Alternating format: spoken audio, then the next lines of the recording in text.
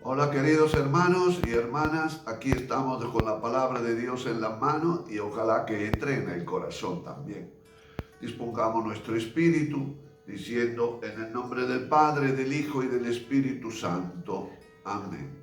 Que el Espíritu del Señor ilumine nuestra mente para comprender el texto, pero ilumine también nuestro corazón para interiorizarlo y hacerlo nuestro.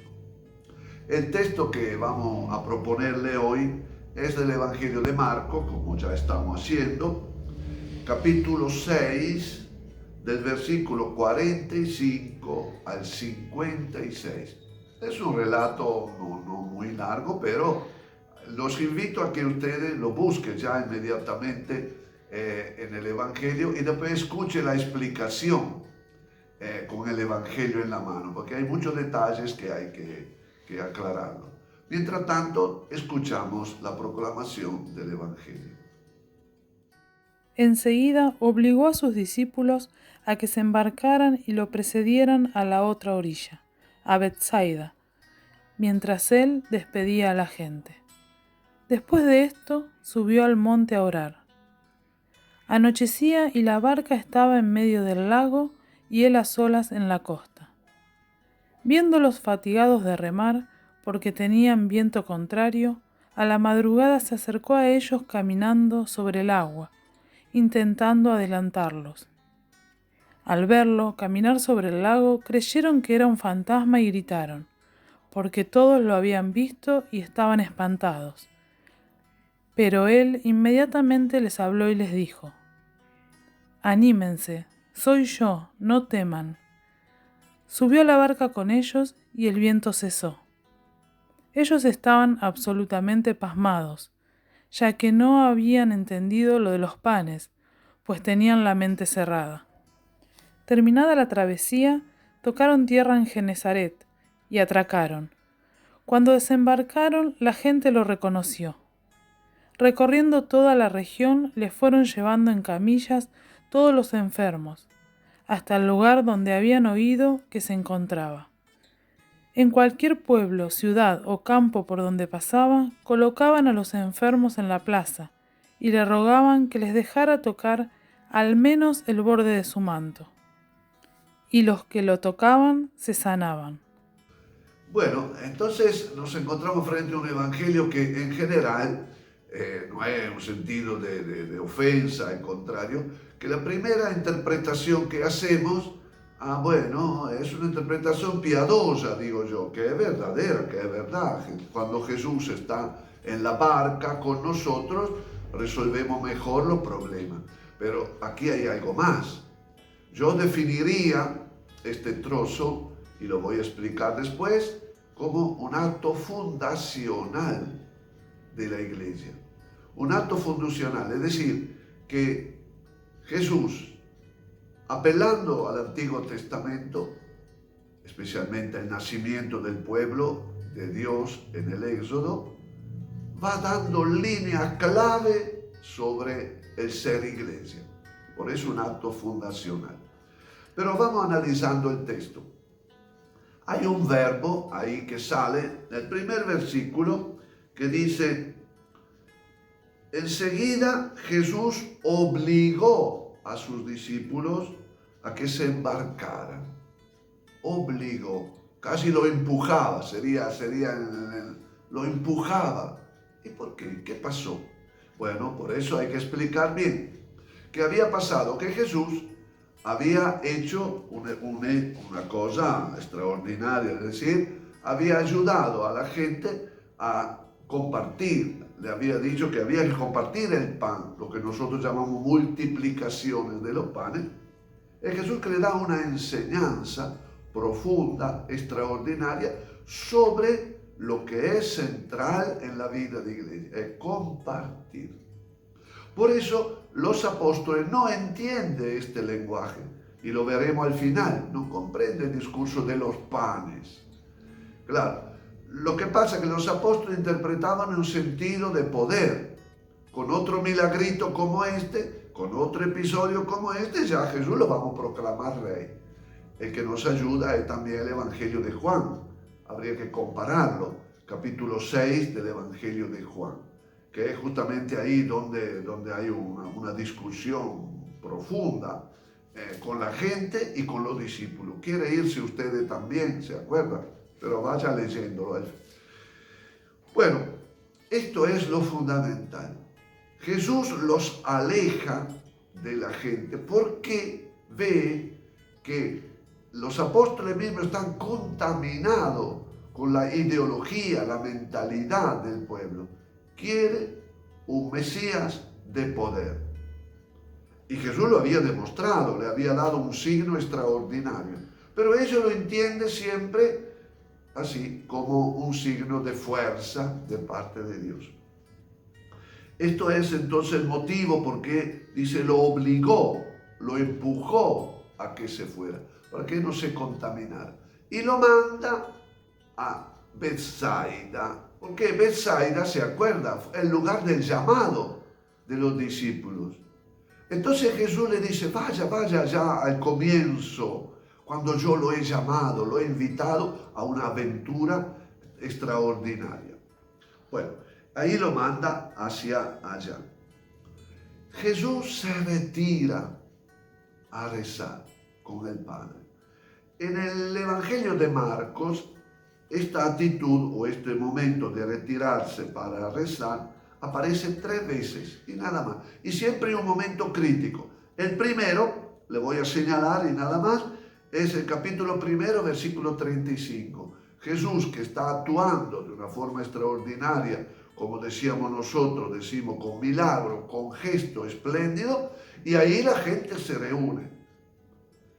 Se reúne evidentemente con la misma mentalidad de siempre, pero Jesús se escapó y se fue a la montaña a rezar. El segundo intervento de Jesús que va a la montaña es un momento crítico también. Jesús se aleja de los discípulos y va a hablar con el Padre. El tercer episodio, ya ustedes mismos lo habrán escuchado muchas veces, cuando en el capítulo 14, 22, ahí está el episodio del huerto de los olivos. La gran lucha interior de Jesús, no con el Padre, sino con el dolor. Jesús necesita fortalecerse. Bueno, ¿qué significa esto, irse a Jesús? Jesús necesita fuerza, porque sabe que lo que está aconteciendo, o los apóstoles lo entienden, y si no, estamos en un camino equivocado. Acá hay otro asunto importante que los apóstoles tienen que entender. Jesús había hecho algo extraordinario que era enseñarle a compartir. ¿Dónde está escrito esto del compartir que los apóstoles tienen que hacer? Esto Jesús se relaciona con el episodio del Éxodo, cuando se acuerda Dios, mejor dicho, dice a Moisés que se sienten en grupo de 40, de 100, de 50, reúnanlo. Es la comunidad que es convocada.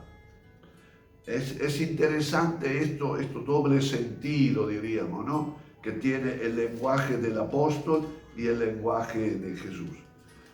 Los apóstoles tienen que comenzar una aventura nueva, pero para comprender eso tiene que volver. En la comunidad, el grupo de 50, de 100, es solamente para decir, comenzamos a ser el nuevo pueblo de Dios.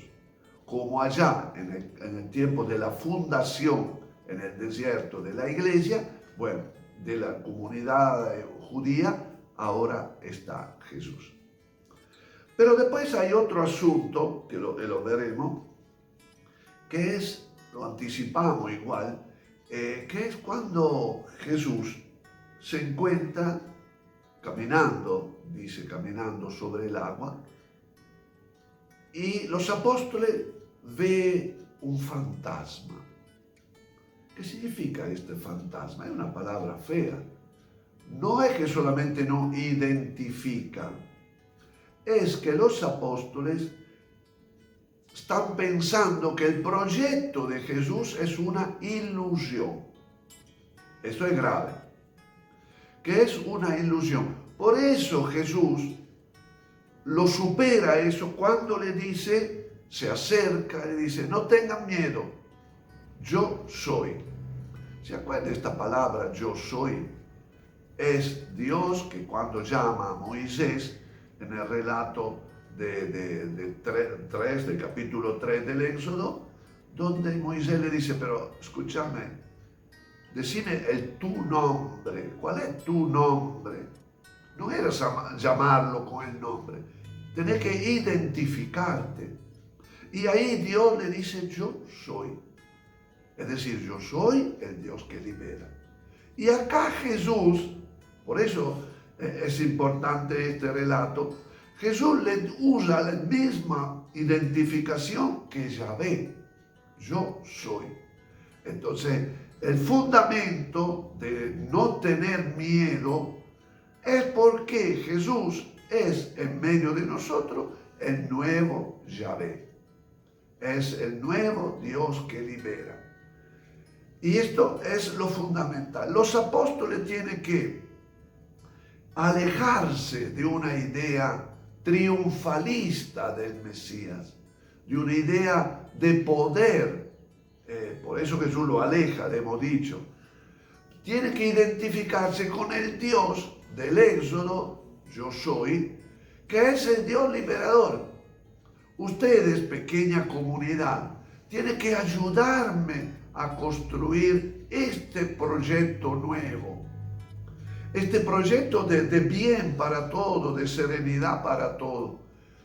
Disconforme con este mundo que crea diferencia, que crea un sistema de poder. Nosotros tenemos otro criterio, que es el compartir, el estar. Por eso el relato dice que cuando Jesús sube a la barca, cuando los apóstoles identifican a Jesús como el verdadero liberador por medio de la solidaridad, del compartir, la iglesia, donde llega a la otra orilla. Ya terminó el camino. Y esto es lo fundamental. Y todo lo que dice ahí, todo lo que dice que había un viento. En el Evangelio de Juan dice que se levantó un vendaval. No, Marco dice un viento. Claro, obstaculaba. Porque hay un viento, hay un espíritu, que es el espíritu del mundo, pero está el espíritu de Jesús. Por eso que se contrapone este término espíritu justamente entre el espíritu del mundo y el espíritu de Dios, de la iglesia, que tendría que tener la iglesia. Es este viento. Y cuando Él está, termina el viento y llegan a la orilla. Ahora los apóstoles están maduros, entendieron cuál es la misión de ellos. Bueno, entendieron, entre comillas, tendría que haber entendido el mensaje de Jesús. Y fíjense ustedes cómo termina este relato, ¿no? Cuando dice, a ver, acá está. En cualquier pueblo, ciudad o campo por donde pasaba, colocaba a los enfermos en la plaza y le rogaban que le dejaran tocar al menos el borde del manto, y los que lo tocaban se sanaban.